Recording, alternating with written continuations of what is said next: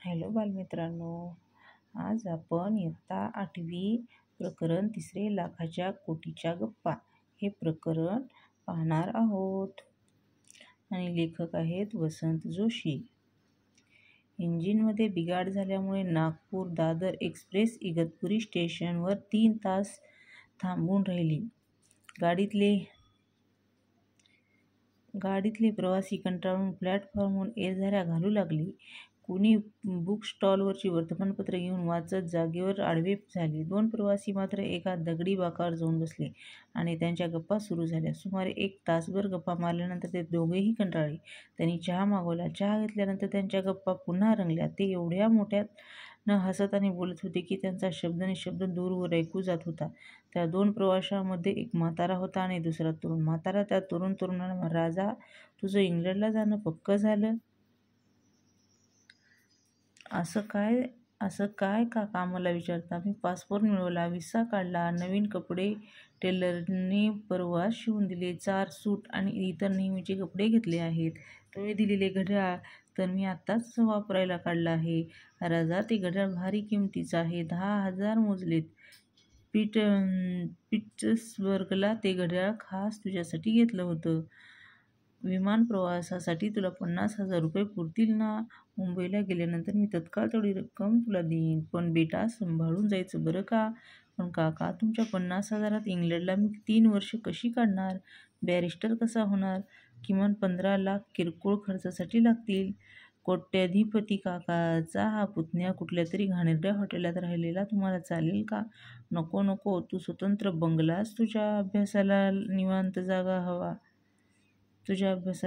जागा हवी. त्यासाठी काका एका वर्षाला किमान 15 लाख, याप्रमाणे 3 वर्षासाठी 45 लाख लागतील.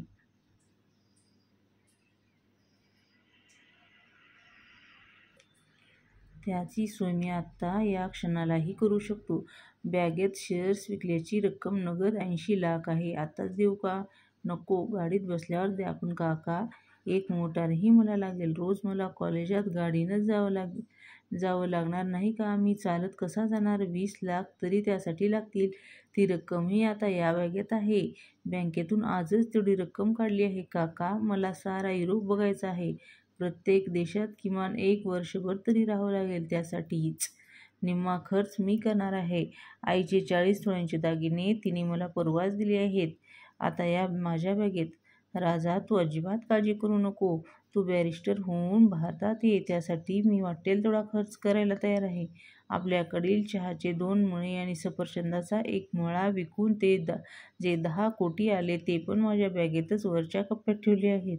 त्यांचं असं बोलणं चालू असतानाच गाडी सुटणार असल्याची घोषणा झाली.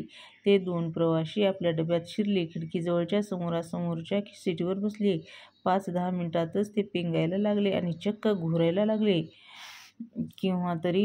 केव्हा तरी कल्याण स्टेशन आलं. त्या 2 प्रवाशांपैकी तरुण प्रवासी जागा झाला. त्यानं आपल्या सीटखाली आपली बॅग आहे की नाही हे पाहिलं. बापरे, त्याची बॅग तिथं नव्हती. त्यानं त्या म्हाताऱ्या प्रवाशाला उठवलं, माझी बॅग कोणीतरी पळवली, तुझी पण दिसत नाही. म्हातारा प्रवासी पण दचकून जागा झाला. आता काय करायचं? दोघेही किंचाळले. समोरच्या बाकड्यावर बसलेला एक म्हातारा प्रवासी त्यांना म्हणाला, तुमच्यासारख्या लखपती माणसांनी असं 3 टायरमधून प्रवास करणंच योग्य नाही. इगतपुरी स्टेशनवर तुम्ही गप्पा मारताना तुमच्या बॅगमधून किती रकमा आहेत हे उघड मोठ्यानं बोलत होता. तर ते कुणीतरी भामट्यानं ऐकलं असणार.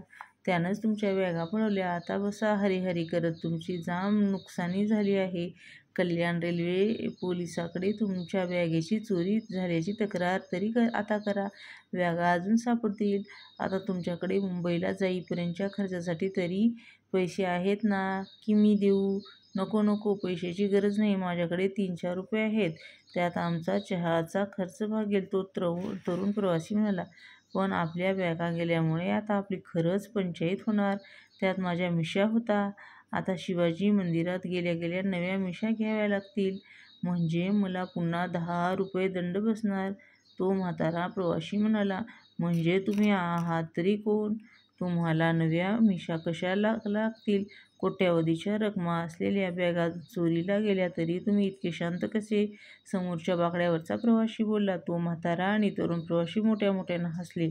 तरुण प्रवासी म्हणाला, अहो आम्ही नाटकवाले, मी राजा गोसावी आणि हे शरद तळवलकर. आमच्या बॅगामध्ये फक्त मेकअपचं सामान होतं, बाकी काही नव्हतं.